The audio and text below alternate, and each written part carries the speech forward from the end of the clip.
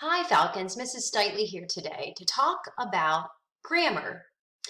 In fact, tomorrow we're going to begin a really specific narrative essay writing. And one of the things that I notice most frequently in students, particularly in fourth grade that are writing, there are two types of sentence errors that we see. One is what we call a fragment. And a fragment just means that it's part, but not all of what needs to be there. So when we're talking about a sentence fragment, it's not a complete thought. It's usually missing either the subject or the predicate. The other most common sentence error that I see is what we call a run-on sentence. And this is when two or more independent clauses, and an independent clause is just a fancy word for a sentence, which is subject, predicate, capital, period, that kind of thing. When two independent clauses are incorrectly joined together. So what I want you to do is to watch two brain pop videos that are just going to give you some more information and give you some specifics. And then I want you to do some practice with this.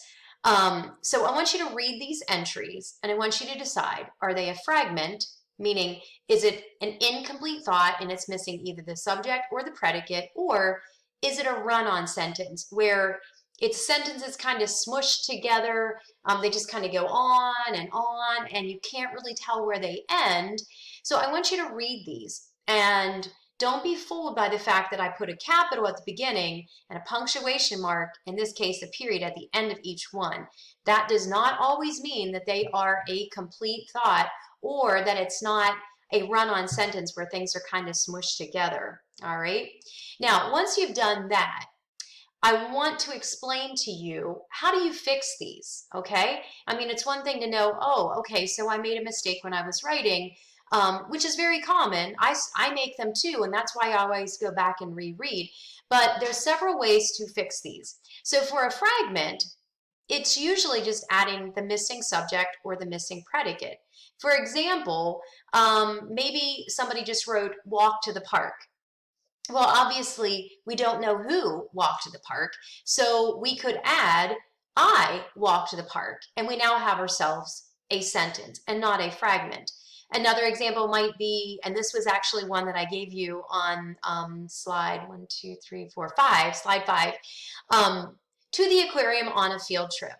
Well, you have to ask yourself, who went to the aquarium on a field trip?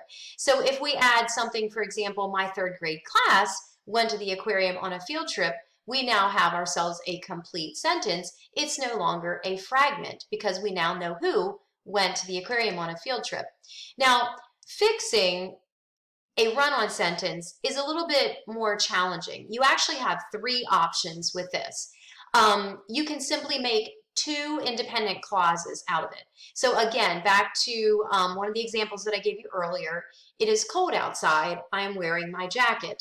This is a run-on sentence. What we have here are two completely separate, complete thoughts that have been smushed together. It's just kind of running on. So we could write it is cold outside, period. I am wearing my jacket, period. Two complete thoughts. Or we could split it into two independent clauses and make it a compound sentence. Compound means two, by adding what we call a coordinating conjunction. The most common coordinating conjunctions are and, but, and or, but you may have been familiar with something called fanboys, and it's an acronym, and the S in fanboys is actually for the word so. So we could put this together and make a complete sentence and not a run-on by saying, it is cold outside, so I am wearing my jacket. I don't have to use a comma. It's not a compound sentence. It is two independent clauses that we've joined with a coordinating conjunction. Now, the last way that you can fix a run-on sentence is by making a complex sentence. And a complex sentence simply means that we have an independent clause, which is a sentence, and a dependent clause. So the dependent clause can't stand by itself, but it can make a sentence sound pretty cool. So for example, using the example, it is cold outside, I am wearing my jacket, we could put a subordinating conjunction at the beginning and say, since it is cold outside, comma, I am wearing my jacket. The dependent clause is since it is cold outside. Well, you can kind of just tell it kind of hangs there. So I really need to keep going and add that independent clause to the dependent clause. Or I could write it this way. I am wearing my jacket since it is cold outside. In this case, if the dependent clause comes after the independent clause, I don't need to add a comma. When you're all finished with this lesson and watching the videos and doing some practice, there's a short quiz for you at the end. Good luck.